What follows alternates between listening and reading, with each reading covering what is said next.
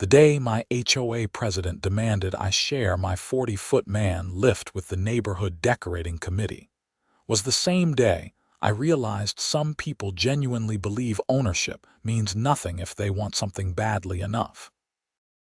I'm Marcus Xander, and I run a commercial lighting installation company here in Scottsdale, Arizona.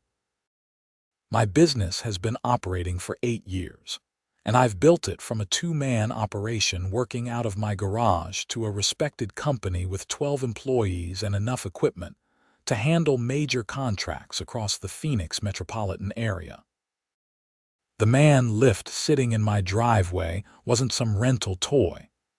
It was a $70,000 piece of industrial equipment that required certification, insurance, and serious responsibility to operate. The trouble started on a Tuesday morning in late October. I was loading safety harnesses into my work truck when I heard heels clicking across the pavement. I didn't need to look up to know who it was.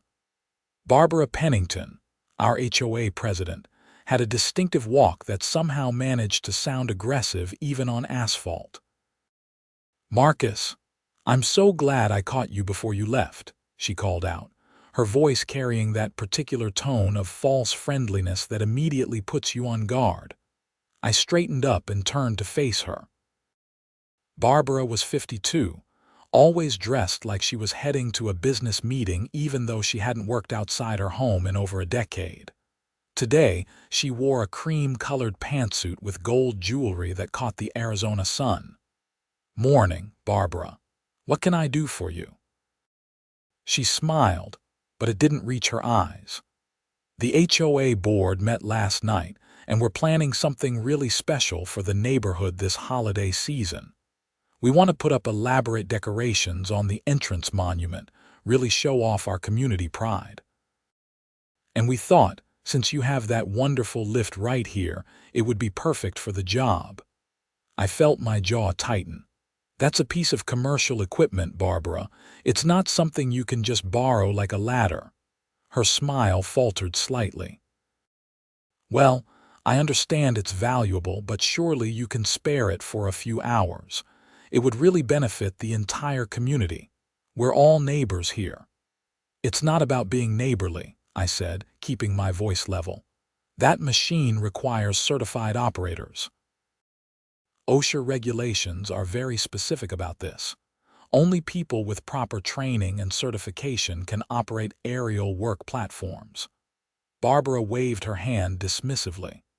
"Oh, I'm sure Kevin from the Architectural Review Committee can figure it out. He's very handy. He built his own deck last summer." I actually laughed at that, though there was no humor in it. Building a deck and operating a man lift are completely different things. This isn't negotiable, Barbara.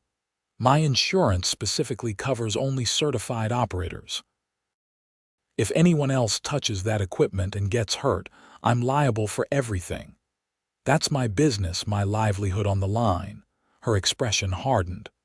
"Marcus, I don't think you're understanding the situation. This is for the community. Your property values benefit from a well-maintained, attractive neighborhood entrance. The least you could do is contribute." "I contribute by paying my HOA dues every month like everyone else," I replied. "What you're asking me to do is illegal. OSHA regulations aren't suggestions. They're federal law." Barbara's face flushed. "I see. Well, I'll be bringing this up with the full board. I'm sure we can find a way to make you see reason." She turned and walked away, and I stood there feeling a familiar dread settle into my stomach. I'd dealt with difficult clients before, with unreasonable demands and tight deadlines, but something about HOA disputes hit differently. These were people who lived next to you, who could make your daily life miserable if they decided to. I called my business partner, Jake, as I drove to our first job site that morning. "Man, you need to document everything," he said immediately after I explained the situation. "Every conversation, every email, every interaction with this woman. HOAs can get crazy when they don't get their way." I know," I said, merging onto the loop 101. But what can she really do? The law is on my side here. Jake laughed, but it sounded hollow. Since when has that stopped anyone from making your life hell? Just watch your back, Marcus. The next few days were quiet, which should have warned me. Barbara wasn't the type to back down easily. On Friday afternoon, I found a certified letter in my mailbox from the HOA. My wife, Denise, was standing in the kitchen when I opened it. "What does it say?" she asked, concern evident in her voice. I scanned the document, my blood pressure rising with each paragraph. They're demanding I make my man lift available for community use. They're citing some clause in the CC and Articus about home-based businesses being required to provide services to residents at a discount. Can they do that? That clause is about services, not equipment, I said, reading further. It means if I'm doing lighting work for a neighbor, I should give them a reasonable discount as a courtesy. It doesn't mean I have to loan out my equipment, and it certainly doesn't override federal safety regulations. The letter went on to state that if I didn't comply within 10 days, I would face daily fines of $100 until I either provided the equipment or removed it from my property entirely. I immediately called my lawyer, Richard Chen, who'd helped me set up my LLC years ago. "They can't force you to do this," Richard said after I read him the letter, "but they can make things difficult. The fines are probably unenforceable given the circumstances, but you'd have to fight them, which costs time and money." "So what do I do?" "Write a formal response. Cite the OSHA regulations specifically. I'll help you draft something that makes it clear you're not refusing to be difficult, but because allowing uncertified operators to use your equipment would be a federal violation. Include the potential penalties you could face." We spent an hour crafting the response. I detailed that under OSHA Regulation 1926.453, aerial lifts could only be operated by trained and certified personnel. I included information about my insurance policy, which explicitly stated that any use by non-certified individuals would void coverage. I explained that the penalties for OSHA violations could range from $13,000 per violation for serious infractions to over $130,000 for willful or repeated violations. I sent the letter via certified mail and email, making sure to document everything. The following Tuesday, I was working on a project at a shopping center in Tempe when my phone rang. It was my neighbor, David Marks, who lived 2 houses down. "Marcus, I thought you should know Barbara and Kevin are in your driveway right now, looking at your man lift." I felt ice run through my veins. "I'm 40 minutes away. Can you see what they're doing?" "Hang on, let me look out the window." There was a pause. "They're walking around it, taking pictures." "Wait, Kevin's trying to open the control panel. Oh man, he's actually climbing into it." "Call the police," I said immediately. "Tell them someone is attempting to access my commercial equipment without authorization. I'm on my way." I told my crew I had an emergency and broke every speed limit getting home. My hands were shaking on the steering wheel, not from fear but from pure rage. The audacity of actually trying to operate my equipment without permission was beyond anything I'd imagined. When I pulled onto my street, I saw a police cruiser parked in front of my house.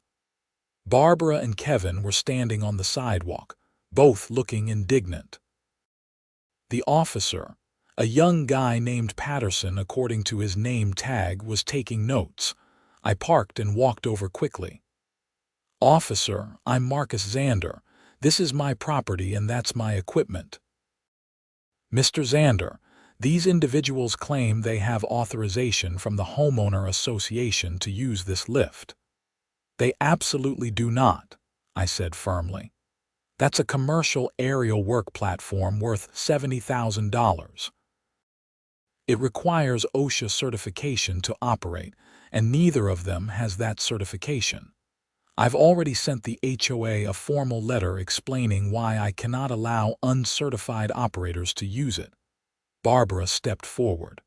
Officer, this is a neighborhood matter. The HOA has authority over properties in this community. We need to use this equipment for community improvements.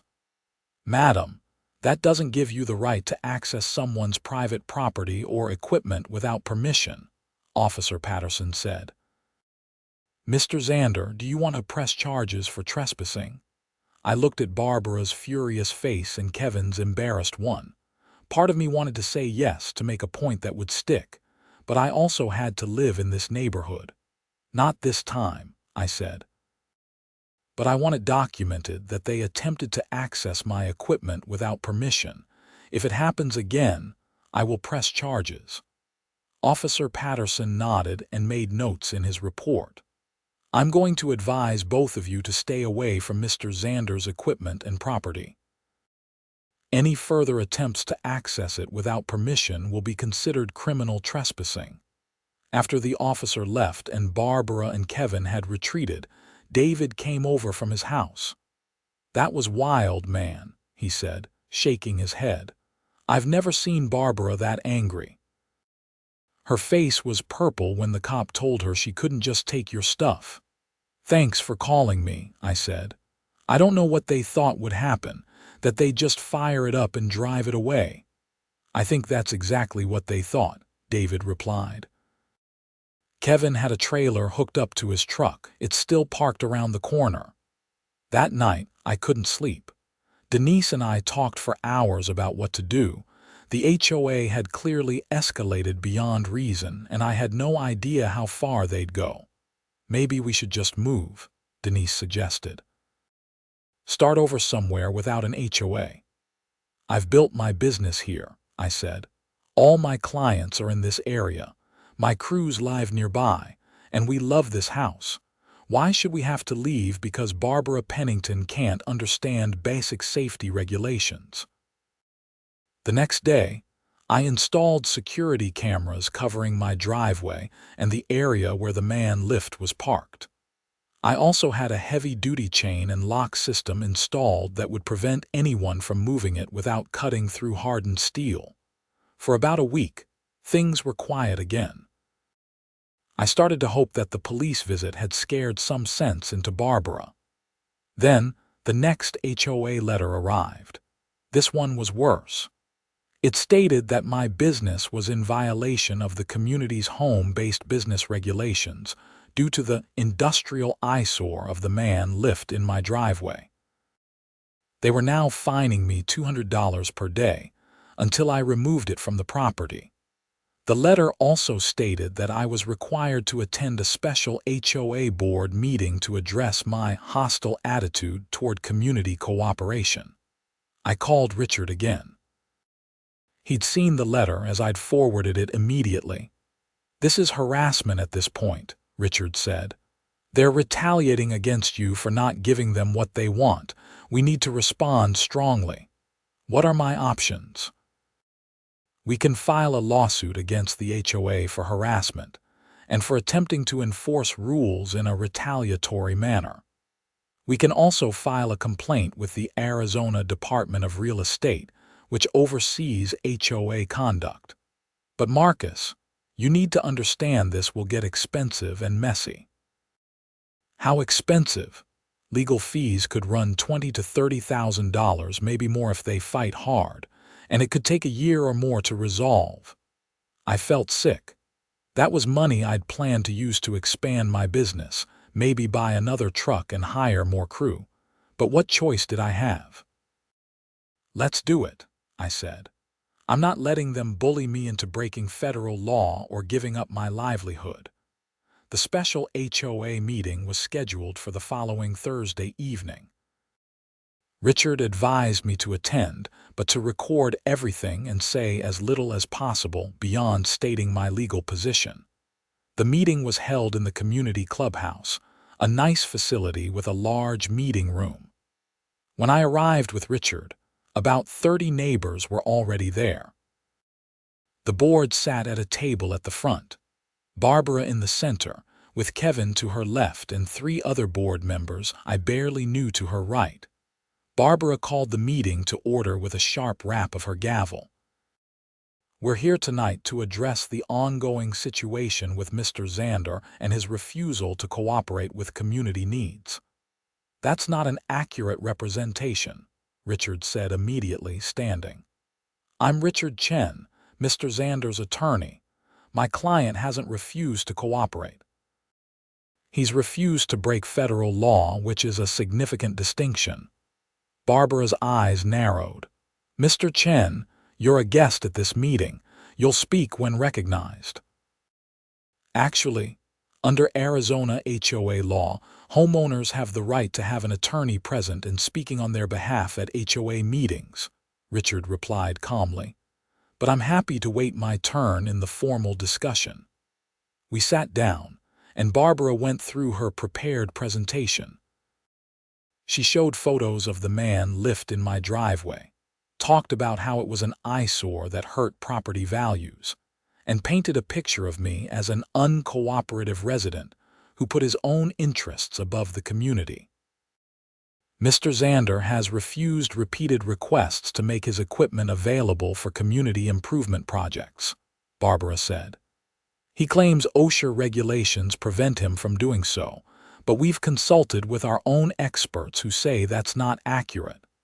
My hand tightened on the armrest of my chair. That was an outright lie. When it was finally my turn to speak, Richard stood first. "I'd like to address several inaccuracies in what's been presented tonight. First, regarding OSHA regulations, these aren't optional guidelines. They're federal law enforced by the Occupational Safety and Health Administration." He pulled out printed copies of the relevant regulations and began distributing them to the board and interested neighbors. OSHA Regulation 1926.453 clearly states that only designated persons shall operate an aerial lift. Designated persons must be trained in the operation, maintenance, and safe use of the specific equipment. Mr. Xander is certified and his employees are certified. Random community members are not. Barbara interrupted. "We're not random community members. We're his neighbors." "That doesn't change federal law," Richard continued. "Furthermore, Mr. Xander's business insurance explicitly excludes coverage if anyone other than a certified operator uses his equipment. If someone were injured using his equipment without proper certification, Mr. Xander would be personally liable for all medical expenses, lost wages, and damages. We're talking about potential liability in the millions of dollars." He paused to let that sink in. Several board members were looking uncomfortable now. Additionally, OSHA penalties for violations are severe. A serious violation carries a fine of up to $13,923 per instance. A willful violation can result in fines up to $139,159. Mr. Xander could also face criminal charges if a serious injury or death occurred as a result of allowing uncertified individuals to operate his equipment. "Now, regarding the claim that the man lift is an eyesore," Richard continued. "Mr. Xander's home-based business was approved by this very board 6 years ago. The CC and Articus allow for reasonable business equipment to be stored on residential property as long as the business is in good standing. The man lift is currently parked in Mr. Xander's driveway, which is his private property. It's not blocking any common areas or violating any legitimate HOA rules." One of the other board members, a man named Tom Green, raised his hand. "Can I ask a question? If we arranged for certified operators to use the equipment, would that resolve the situation?" I stood up this time. "It's not just about certification. It's about insurance and liability." My insurance policy covers my equipment when operated by my employees in the course of our business activities. It doesn't cover lending the equipment out for other purposes, even if the operators are certified. I'd need a completely different insurance policy for that, which would cost thousands of dollars per year, and I'd still be liable if something went wrong. So there's literally no way for the HOA to use your equipment? Tom asked. You could hire my company, I said. We'd provide the equipment, the certified operators, and all appropriate insurance coverage. That's how these things are supposed to work. I'd even give the HOA a significant discount as a community service. But just handing over the keys, that's never going to happen because it would be illegal and financially insane. Another neighbor, an older woman named Dorothy, stood up. I have to say, I think Marcus is right. We can't ask him to break the law just because we want to hang some Christmas decorations. Why don't we just hire his company like he suggested? Barbara's face was getting red. Because we've already budgeted for the decorations themselves. We don't have funds allocated to hire a professional installation company. Then we need to adjust the budget, Tom said. Or scale back our decoration plans. This isn't that complicated. I disagree, Barbara snapped. This is about community cooperation. If we let one person just refuse to help whenever they feel like it, what kind of community are we? It's not about feelings, I said, frustration creeping into my voice. It's about federal law. I'm not refusing to help.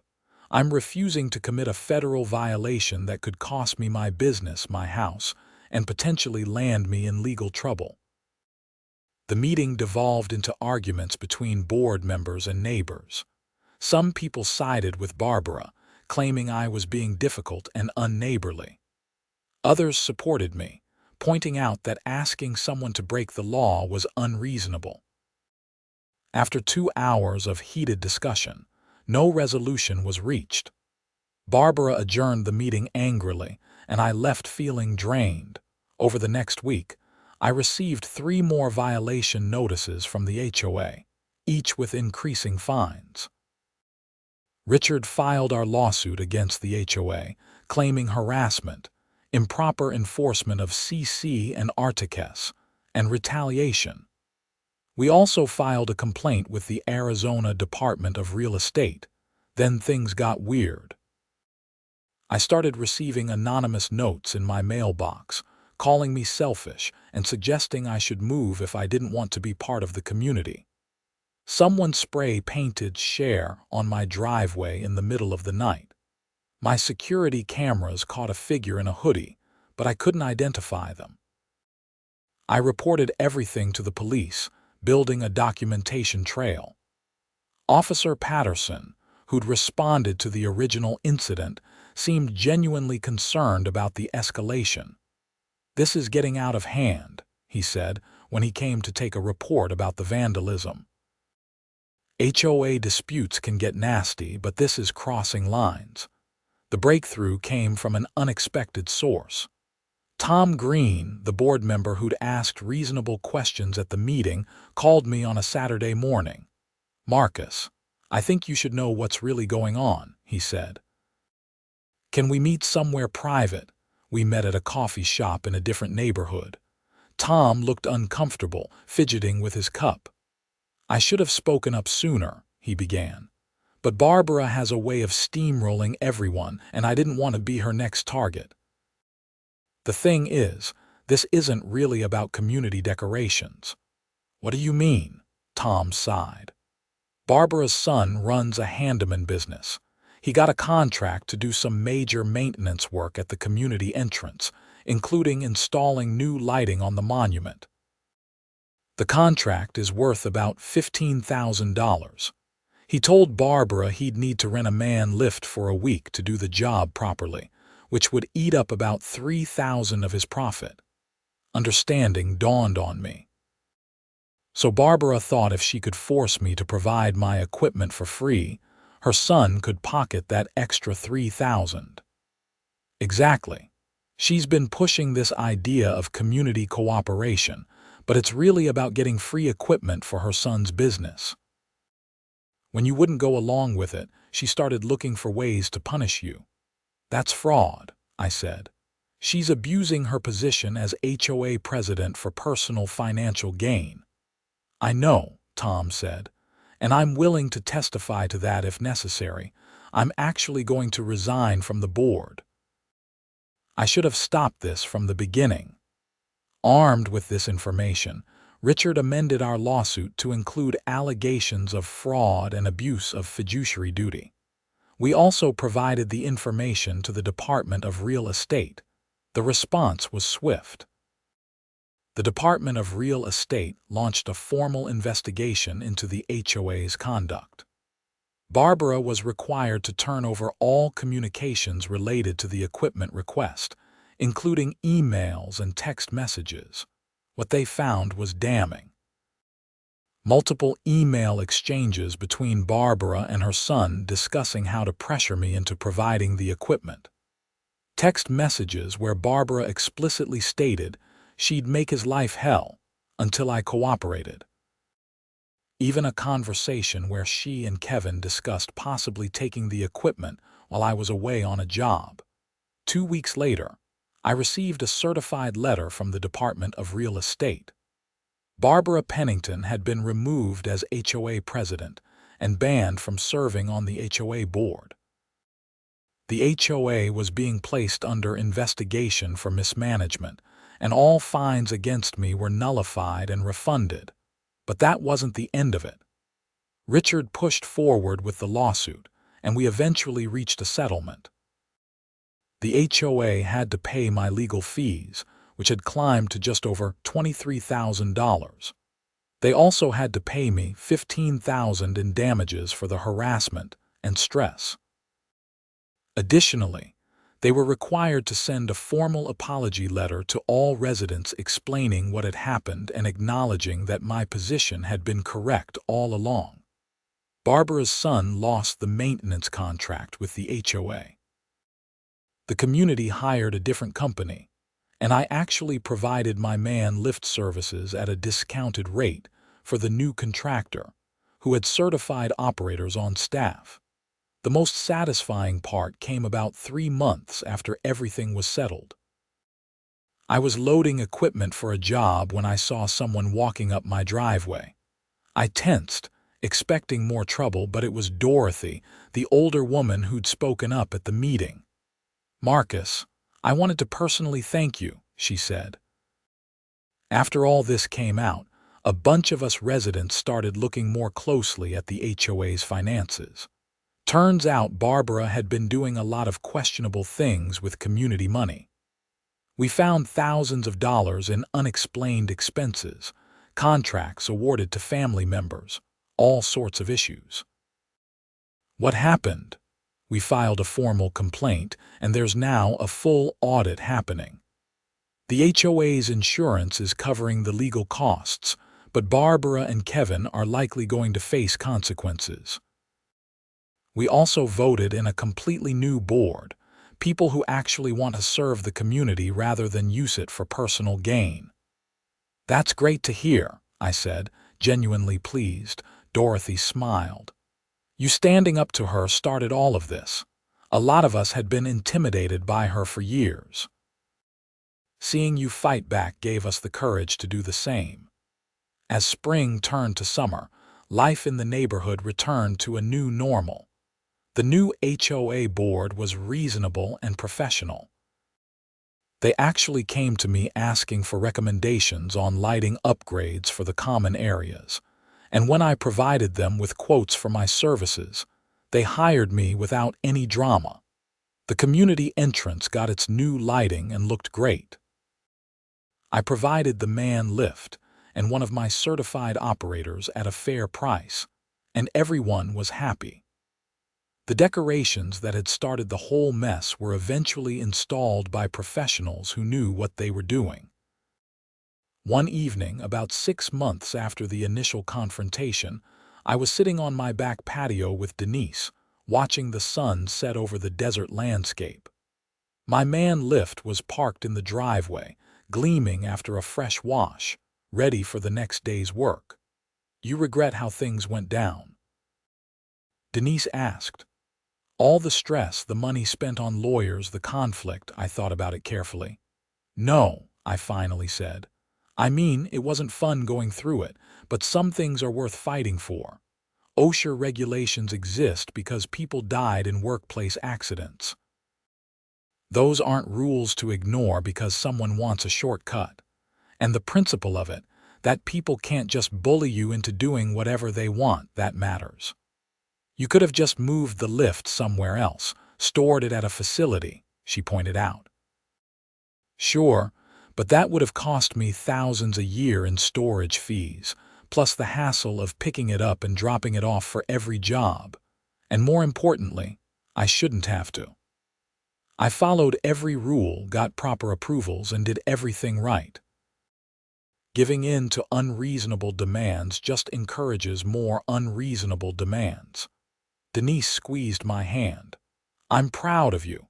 It took guts to stand up to them.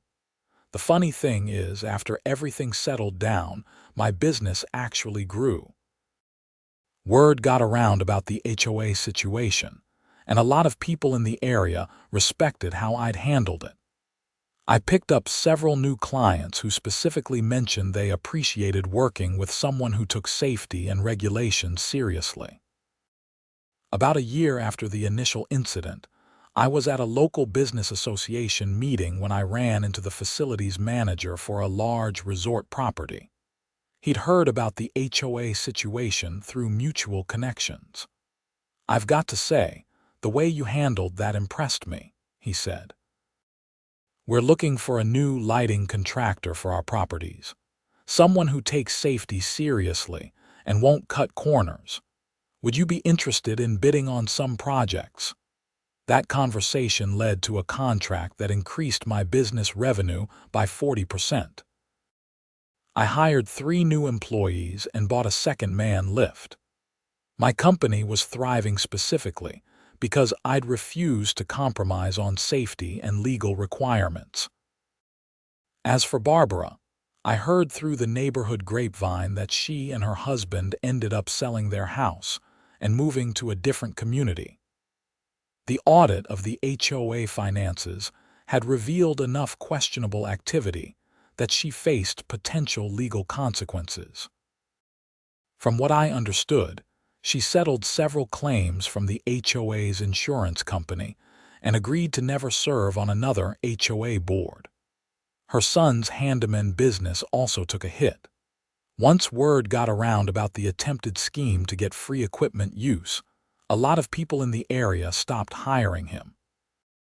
Last I heard, he'd had to take a job working for someone else's company rather than running his own. Kevin, the committee member who tried to climb into my man lift, resigned from all HOA positions.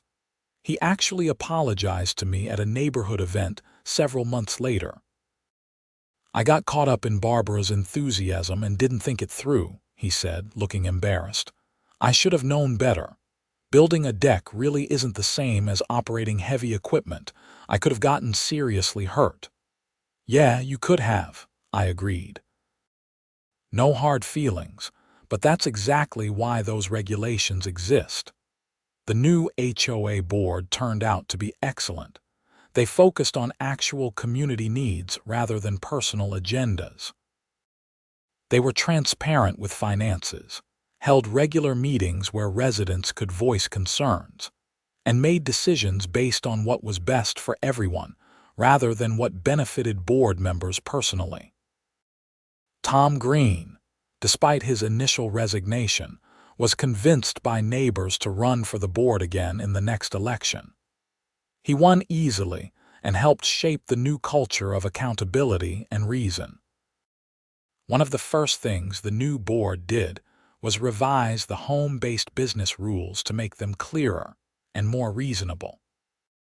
They explicitly stated that business owners couldn't be compelled to share equipment or provide services for free, though discounts for neighbors were encouraged on a voluntary basis.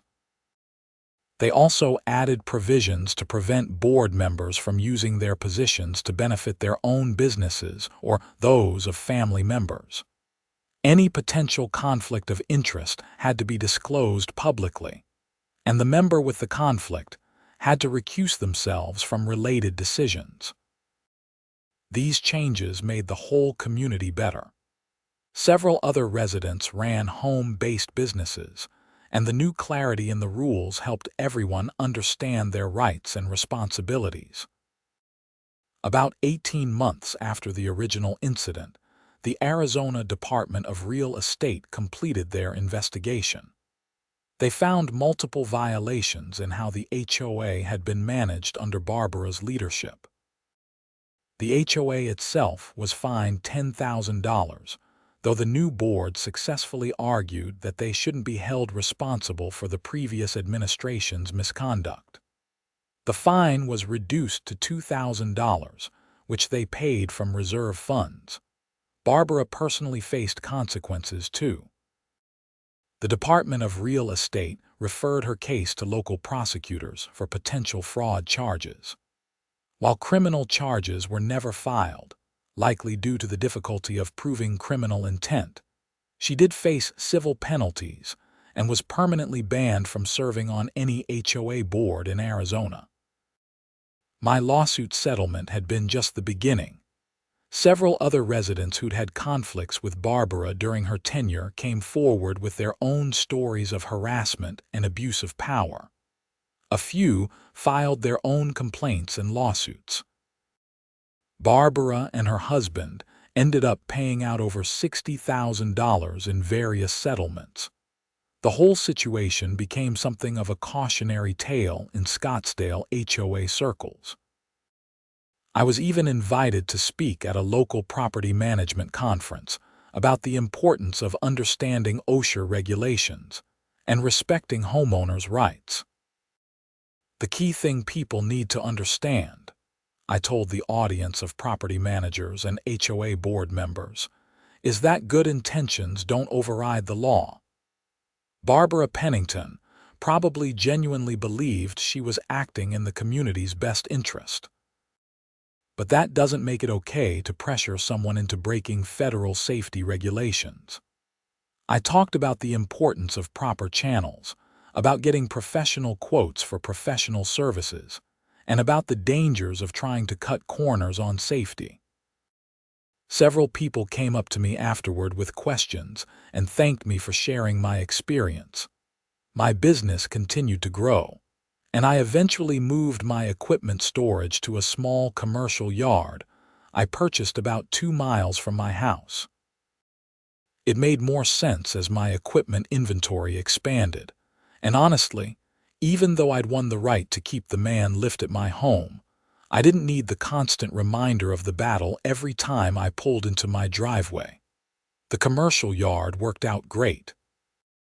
It was zoned properly for equipment storage, had good security, and was conveniently located between my house and most of my job sites. I even rented out some of the extra space to other contractors, creating an additional revenue stream. But I never forgot the lessons from that conflict. I made sure every single one of my employees was properly certified for every piece of equipment they touched. I kept meticulous records of training, certifications, and insurance coverage. And I never hesitated to explain to potential clients why certain things had to be done certain ways. "You can't cut corners on safety" became something of a company motto. We turned down jobs where clients wanted us to work outside regulations. We walked away from contracts where someone wanted us to rush through proper procedures. And our reputation for doing things right attracted exactly the kind of clients we wanted. Denise and I ended up loving our neighborhood even more after the new board took over. Community events became actually enjoyable rather than feeling like obligations where you had to watch what you said around Barbara. Neighbors started being more friendly and open with each other. I became friends with several people I'd barely known before the incident. Shared adversity had brought people together, and many residents who'd previously just kept to themselves became more active in community life. David, my neighbor who'd called me when Barbara tried to access my equipment, became one of my closest friends. We started having regular barbecues together, our kids played together, and we even went on a few camping trips with our families. You know, that whole mess with the HOA actually made this a better place to live, David said one evening as we grilled steaks in my backyard. It forced everyone to pay attention to how things were being run. We all just sort of assumed the board knew what they were doing and had our best interests at heart. Never assume, I said, flipping a steak. Trust, but verify. That's my approach to everything now. The man lift that had caused so much trouble became something of a neighborhood mascot in a weird way. Kids thought it was cool, and I occasionally gave neighborhood children rides up to see the view from 40 feet, always with their parents' permission and always while wearing proper safety equipment. Those little acts of community kindness, done safely and legally, built more goodwill than any forced sharing arrangement ever could have. Parents appreciated that I took safety seriously, even for something fun. Kids learned about workplace safety and what it meant to operate equipment properly.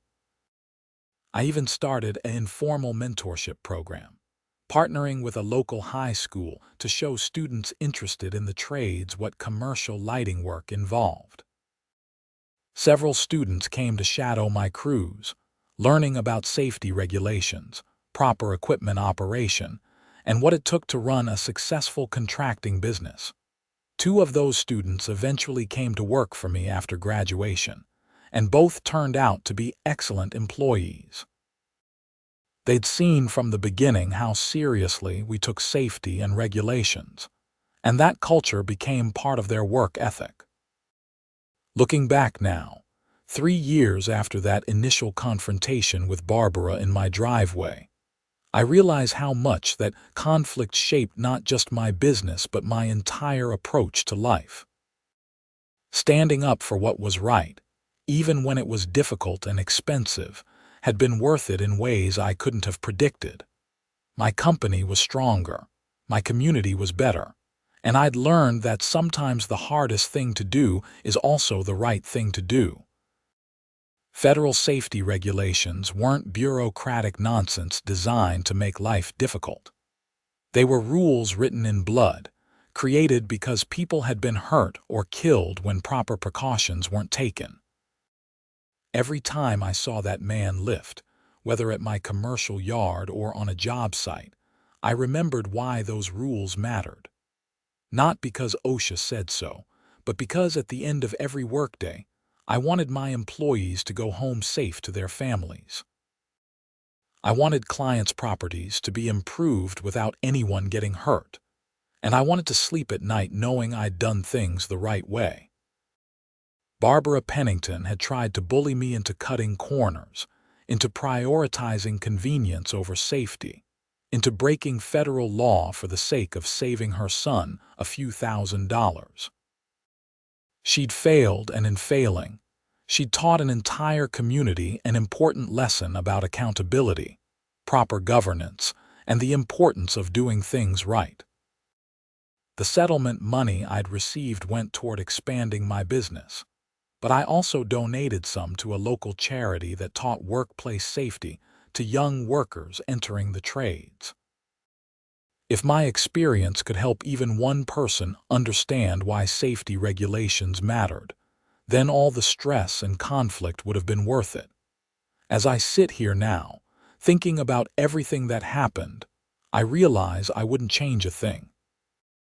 The fight was hard, the stress was real, and there were moments when I questioned whether it was worth it. But standing on the other side of it all, seeing how things turned out, I know I made the right choice. Sometimes being a good neighbor means saying no. Sometimes community cooperation means refusing to cooperate with bad ideas. And sometimes the most important thing you can do is stand up for what's right, even when everyone's telling you to just go along to get along. OSHA said only certified operators touch my equipment, period. And I'd learned that some rules aren't meant to be bent, no matter who's asking or why they are asking. That's not being difficult or uncooperative. That's called integrity, and it's not negotiable.